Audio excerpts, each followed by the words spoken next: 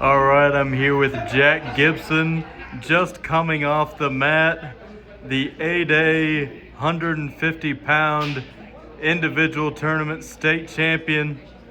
Jack, I saw the emotion, after the ruling and seeing, people in the crowd nearby, your teammates. Just what's going through your mind right now?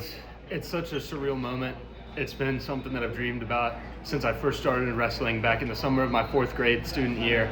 I always had role models to look at that have done such amazing things here at the individual tournament, and it's been like a lifelong dream. In terms of that match, could you kind of take me through the sequences, kind of part by part, and kind of how you were able to pull that off? That first period, I think, since this is the first time I've been in the finals, I've been on the verge of getting into the finals a couple times, and it's never turned out my way. So I think that first period, it was a lot of nerves. It was a lot of me in my own head that was preventing me from getting out and getting to my attacks and being the wrestler that I really am. And that set me back in the first period. But then once that second period started, it just started to flow, and I started to figure my stuff out. And I started working my stuff out there on the mat and turning it into my match. And I think that's where things started to turn around in my favor. I know there was a pretty lengthy discussion between the officials and the opponent's coaches there for a good while. Are you aware of what the talking points were and what that discussion was? I believe they were questioning a takedown that I got, and to be honest, I wasn't that tuned into their conversation.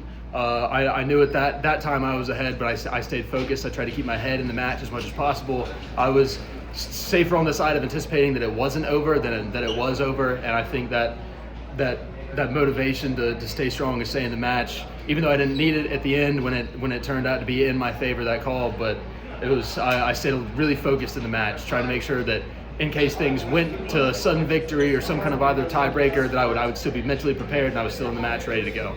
I know the points were pretty close there. For you, what was the strategy, as that got close and the time started to tick on you there? I'm pretty comfortable keeping matches close. That's what I do. As one of my coaches described me a while back, I don't do a lot, but what I do fairly well. So I'm used to close matches, and last year I had a really tough break that I was up by a couple points and got taken down in the last 3 seconds of the match to lose. So this year I was really focused on keeping my distance, staying in a good position, and not letting anything slip up.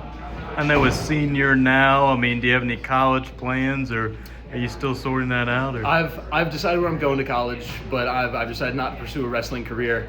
I'm gonna let it rest. I'm gonna take some time off, focus on myself, try and find some hobbies, enjoy the sunsets every once in a while. All right, that was Northwest Guilford's Jack Gibson, the A-Day 150-pound individual state champion. Thank you so much. Congratulations to you.